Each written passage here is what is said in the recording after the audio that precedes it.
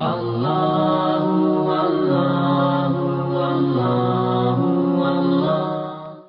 زہرا جب آپ سنیں، فاطمہ زہرا یا خالی زہرا یا خالی انگریزی میں لیڈی آف لائٹ، یہ موبائل والی بچیاں زیادہ تر تو انگریزی ہی سمجھتی ہیں نا، تو یاد رکھیے گا کہ یہ تقاضا آپ سے کیا جا رہا کہ ہر مومنہ عورت کا آپ کو اس وقت تک احترام کرنا ہے جب تک کہ وہ اپنے حجاب کی پابندی خود کر رہی ہے۔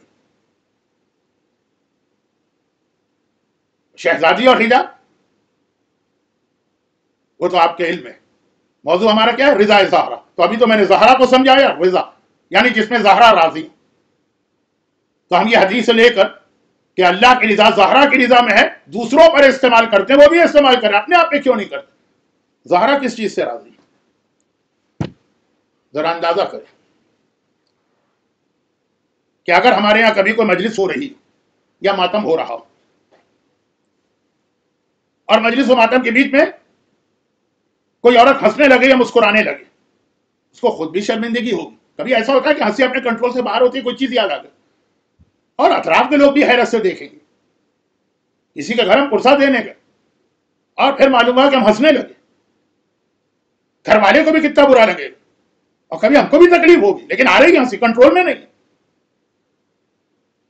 یہ عام مرنے والوں کا ذکر ہے اور عام ہنسنے والوں کا ذکر ہے۔ کائنات کی تاریخ میں آج تک رسول خدا سے زیادہ بڑی کوئی موت نہیں،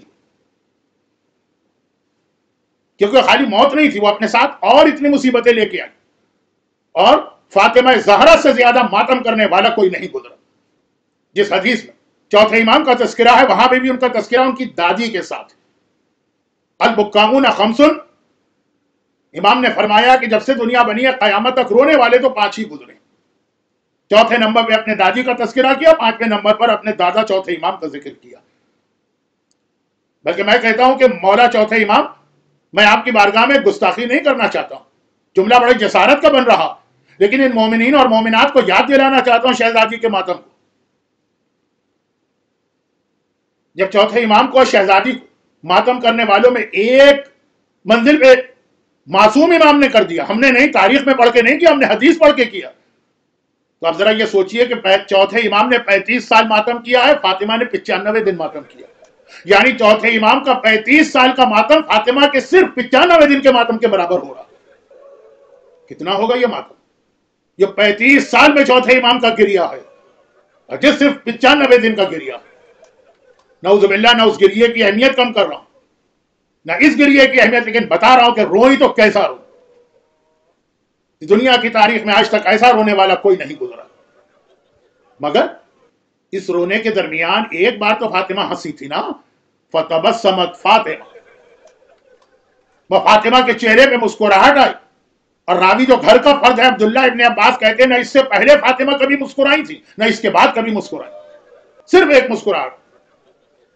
یہ کب کی بات ہے؟ یہ رسول خدا کی وفات کے بعد کی بات، یعنی جب فاطمہ صف عزا بچھا کے بیٹھی، جب فاطمہ اس کائنات کا سب سے بڑا ماتم کر رہی، اس ماتم کے درمیان یہ میں 2 جملے مجھے عرض کرنا ہے، ایک آج سننا ہے، ایک کل سنیے، ایک آج ایک کل دوسرا جملہ، کل شہزادی زینب کے حوالے سے، آج شہزادی فاطمہ کے حوالے سے، کہ جملہ آج والا سن لیجئے، کل والا کل سنیے گا، لیکن وہ اسی اسٹائل کا ہوگا کہ پیغمبر کے بعد سے لے کے اپنی وفات تک فاطمہ 95 دن میں ایک بار بھی نہیں مسکرائی، مسکرانا بھول گئی فاطمہ، صرف ایک بار مسکرائی۔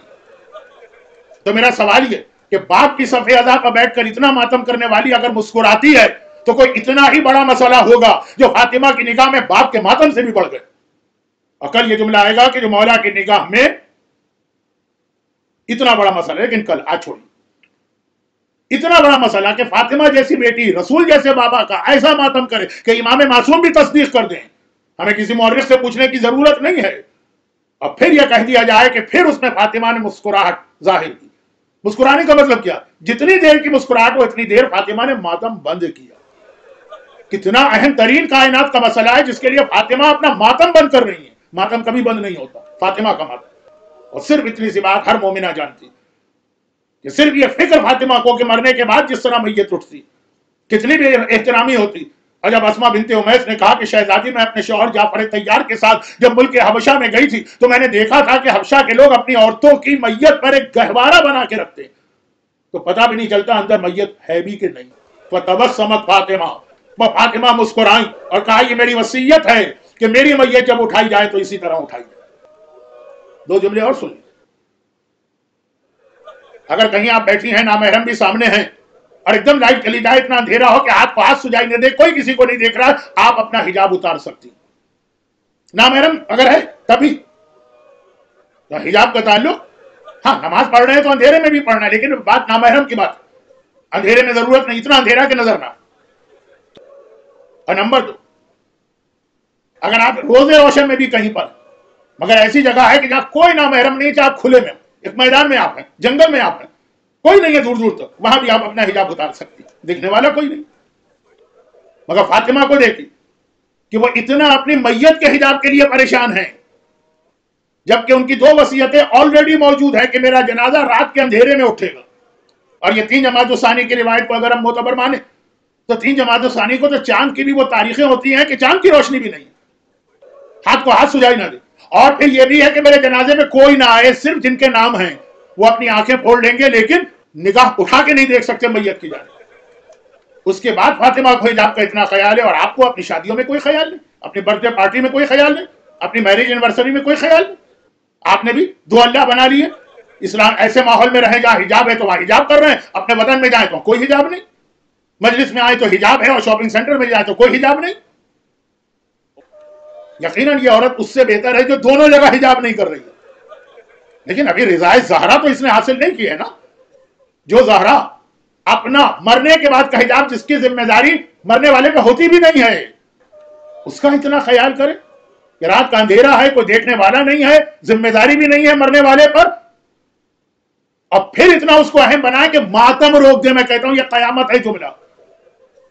اس کی ماننے والیاں رضائے زہرا کیسے حاصل کریں، یہ ہمارا موضوع۔ کہا اس طرح سے میرا جنازہ اٹھایا جائے، یہ ہے فاطمہ کی زندگی کا پہلا پہلو۔ کیا مطلب؟ حکم خدا کا اتنا خیال۔ لیکن فاطمہ اس کائنات کے لیے وہ کمپلیٹ ماڈل ہے، نمونہ عمل ہے۔ اور فاطمہ کی زندگی کا دوسرا پہلو بھی دیکھ لیجیے، کیونکہ ہمارے عام طور پہ دیکھا گیا جو اللہ کی زیادہ عبادت کرتا ہے وہ گھر والوں سے غافل ہو جاتا، جو گھر والوں کی زیادہ خدمت کرتا ہے وہ عبادت سے خدا سے غافل ہو جاتا۔ آ کے دیکھیے فاطمہ کو، یہ آخر میں وقت بہت گزر گیا، میں جملے ٹھیک نہیں کر پا رہا ہوں، انشاءاللہ پھر مزید وضاحت اگلی مجلس میں ہوگی، لیکن فی الحال آج کی رات، یہ آج کی رات 2-3 جماعت الثانی کی درمیانی رات فاطمہ کی زندگی کی مشکل ترین اور سخت ترین رات تھی۔ فاطمہ اگرچہ 95 دن سے بیمار چلی آ رہی ہیں، اور بیماری بڑھتی چلی جا رہی ہے، زخم بڑھتے چلے جا رہے ہیں، ہیلنگ نہیں ہو پا رہی ہے، زخم کا علاج نہیں ہو پا رہا، لیکن آج کی رات تو ایسی رات تھی، معصومین کی سیرت کو معصومین ہی کی ڈکشنری سے سمجھیے کہ روایت یہ ہے کہ آج کی رات جب مغرب اور عشاء کا وقت آیا تو فاطمہ کے بدن میں اتنی طاقت نہ تھی کہ وہ مصلی پر جا کر نماز پڑھ سکے، یہ نماز بستر پہ انجام دی گئی۔ یہ ہم اور آپ نہیں ہیں کہ ذرا سی تھکن اور کمزوری ہوئی تو نماز بیٹھ کے ہو گئی۔ یہ فاطمہ زہرا،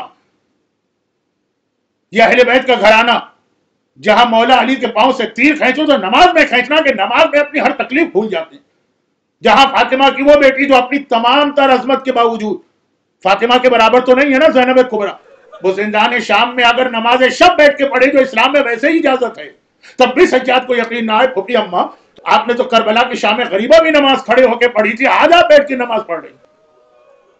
اس زینب کی بھی تو سردار ہے فاطمہ، اور نماز شب نہیں واجب نماز اگر بیٹھ کے پڑھے تو کیا قیامت گزر رہی ہے فاطمہ پر۔ اور پھر نماز کے بعد جو بستر پہ لیٹی تو ساری رات کرراتے ہوئے گزاری ہے۔ یہ ایک عام مومنہ نہیں ہے کہ ذرا سی تکلیف ہوئی تو کرانے لگی، یہ صابرہ ہے، یہ شاکرہ ہے، پوری رات درد سے، اتنا درد کہ زہرا کی زبان پر کراہ آ رہی۔ اور سب سے بڑا امتحان زہرا کے ساتھ علی کا ہے، کائنات کی مدد کرنے والا بیوی کے، اپنی بیوی کے سرانے بیٹھا اور یہ منظر دیکھ رہا اور برداشت کر رہا ہے حکم خدا سے، یہاں تک کہ فجر کا وقت بالکل قریب آ گیا۔ فاطمہ کو ایک بار نیند آ گئی، جیسے رسول خدا کے لیے ہے نا کہ آخری دنوں میں، آخری گھنٹے میں فاطمہ کی آغوش میں آنکھ لگ گئی تھی، فاطمہ کو نیند آ گئی۔ امام فرماتے ہیں یہ وقت جنت کا وقت ہے جب بیماروں کو بھی آرام مل جاتا ہے۔ مولا نے دیکھا فاطمہ آرام سے، اب اللہ کی عبادت بھی، مولا اٹھ کے نماز فجر کے لیے مسجد جاتے ہیں، نماز پڑھ کے جب واپس آتے ہیں آج پہلی بار شاید واپس آئیں، ورنہ مولا کا طریقہ نماز پڑھ کے پھر چلے جاتے ہیں یہودی کے باغ میں یا جو بھی مولا کا اس زمانے میں رزق حاصل کرنے کا طریقہ ہو، دوپہر کو واپس آتے تھے. لیکن آج بیوی کو اس حالت میں چھوڑ کے گئے تھے، نماز پڑھ کے سیدھا حجرے میں آئے. عجیب منظر دیکھا. کیا منظر دیکھا؟ منظر یہ دیکھا کہ فاطمہ زہرا بستر پہ نہیں آئے، چکی پیس کی ابھی ابھی فارغ ہوئی. چکی پیسنا کوئی معمولی کام نہیں ہے. چولہے پہ کھانا تیار ہو رہا، حسنین کے کپڑے دھوئے گئے ہیں اور سوکھنے کے لیے لٹکائے ہوئے ہیں. پورے حجرے میں اس طرح سے جھاڑو دی گئی. مولا پوری رات فاطمہ کو دیکھا، مغربین کی نماز فاطمہ نے بیٹھ کے پڑھی، تڑپ کے کہا بنت رسول یہ سارے کام کس نے کیے؟ کہا یہ میں نے کیے. علی مشکل کشا صابر ایک مرتبہ گھبرا گیا. کہا اس حالت میں، اس کمزوری میں، اس بیماری میں، ان زخموں کے ساتھ؟ کہا کہ اے ابوالحسن آج میں دنیا سے جا رہی ہوں. میرے دل میں خیال آیا کہ ایسا نہ ہو میرے جانے کے بعد کوئی میرے حسنین کا خیال کرنے والا نہ ہو. لوگ میرا غم کر رہے ہوں، میرا ماتم کر رہے ہوں، تو غذا میں نے، کھانا میں نے خود پکا دیا، کپڑے میں نے خود دھو دیے. وہ اللہ کی عبادت تھی، یہ گھر والوں کی خدمت ہے. فاطمہ پریشان ہے کہ میرے بعد میرے حسن کا، میرے حسین کا کوئی خیال دنیاوی وجہ سے نہیں، میرے غم میں لوگ بھول نہ جائیں. اولاد کی خدمت خود کرنا ہے. مولا نے گھبرا کے پوچھا بنت رسول تو یہ آپ نے کیسے کہہ دیا کہ آپ دنیا سے جا رہی ہیں؟ اس ظاہری اعتبار سے بات کر رہا ہوں، علم فاطمہ اور علم علی نہیں. کہا ابوالحسن جیسے ہی میری آنکھ لگی تھی میں نے خواب میں دیکھا میرا بابا آیا، اور آج پہلی بار میرا بابا جو آیا ہے تو اکیلا نہیں آیا، میری ماں خدیجہ طاہرہ کو لے کے آیا. میں نے بابا کو سلام کیا، میں نے اماں کو سلام کیا. لیکن ہر جگہ بیٹیوں کا طریقہ، چاہے وہ شام غریبہ زینب باپ کے قدموں سے لپٹی ہو، یا آج 3 جماعت الثانی کو فاطمہ نے بابا کو دیکھا ہو، بابا کو دیکھ کے فریاد شروع کر دی. اور مجھے یہ تو پتہ نہیں کہ کس طرح سے فریاد کی، یہ یقین ہے کہ اپنا ہی لکھا ہوا نوحہ تو پڑھا ہوگا. صبت علیہ مصائب لو انہا صبت علیہ میں سرنا لیا لیا. بابا آپ کے بعد آپ کی بیٹی پہ اتنی مصیبتیں پڑی کہ اگر یہ دن پہ پڑے تو دن تاریخ راتوں میں بدل جائے. رسول نے کہا کہ بیٹی، بابا نے کہا بیٹی گھبرا مت، تیری مصیبتوں کا آج یہ آخری دن ہے. میں تجھے لینے آیا ہوں اور اکیلے نہیں آیا ہوں، تیری ماں خدیجہ بھی تجھے لینے آئے ہیں، چلنے کی تیاری کر لے. ابوالحسن میرا بابا مجھے پیغام دے کے گیا ہے، میں جانے والی ہوں. وہ اتنا سننا تھا. مولا گھبرا گئے. اسما بنت امیس جو باہر صحن میں کام کر رہی ہیں. کہا اسما حسن و حسین کہاں ہے؟ یہ وقت تو حسنین کو ماں کے پاس ہونا چاہیے. کہا مولا آج آپ خود ہی جلدی آ گئے، ورنہ تو حسنین روزانہ اس وقت نماز پڑھ کے سیدھا نانا کی قبر پہ جا کے بیٹھ جاتے ہیں اور دوپہر تک نانا سے باتیں کرتے رہتے ہیں، پھر گھر میں آتے ہیں، وہ نانا کی قبر پہ ہوں گے. مولا نے سنا، ایک مرتبہ یہ کہتے ہوئے حجرے سے نکلے یہ حسنین کے یہاں آنے کا وقت ہے. شہزادی کے حجرے کے 3 دروازے ہیں. مولا ایک دروازہ کھول کے باہر نکلے. فاطمہ اپنے حجرے میں گئی، ایک بار بستر پہ لیٹی، چادر کو اوڑھا اور کہا کہ اسما اب کوئی مجھ سے بات نہ کرنا، بس مجھے اسی حالت پہ رہن دینا. اور یہ کہہ کے ابھی چادر اوڑھ کے لیٹی ہیں کہ حجرے کا دوسرا دروازہ کھلتا ہے. حسن حسین گھبرائے گھبرائے داخل ہوئے. اسما ہماری ماں نظر نہیں آ رہی ہے، صحن میں تو نہیں ہے. کہا بیٹا یہ بتا شہزادوں یہ بتاؤ تم اتنا گھبرائے ہوئے کیوں؟ کہا کہ آج بھی ہم گئے تھے نانا کی قبر پہ، نانا کو سلام کیا، نانا نے سلام کا جواب تو دیا، لیکن اس کے بعد کہا حسن بیٹا، حسین بیٹا آج یہاں بیٹھنے کا وقت نہیں ہے، آج اماں کے پاس جاؤ، تمہاری ماں دنیا سے جا رہی ہے، ماں کو الوداع تو کہہ دو، نانا نے بھجوایا ہے. اماں کہاں ہیں؟ اسما نے کہا شہزادوں شہزادی حجرے کے اندر ہیں، مجھے جانے کی اجازت نہیں ہے.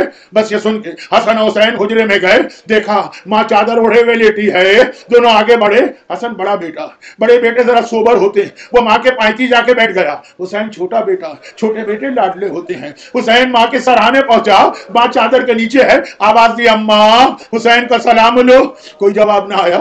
حسین نے دوبارہ سلام دہرایا، کوئی جواب نہ آیا. جب تیسری مرتبہ حسین نے کہا اماں میرا سلام لو اور کوئی جواب نہ آیا، حسین نے سر سے امامے کو اتار پھینکا، دونوں ہاتھوں سے ننا سر پیٹا، کہا اماں یہ کون سا دن آ گیا، آج تیرا حسین تجھے پکار رہا اور تو حسین کو جواب نہیں دے رہی. یہ کہہ کے شہزادہ کھچ کھا کے گر پڑا. اور ادھر اسما نے دیکھا حجرے کا پہلا دروازہ کھلتا اور ایک بار میرا مولا گھبرایا گھبرایا صحن میں داخل ہوا. اسما حسن حسین تو نہیں آئے.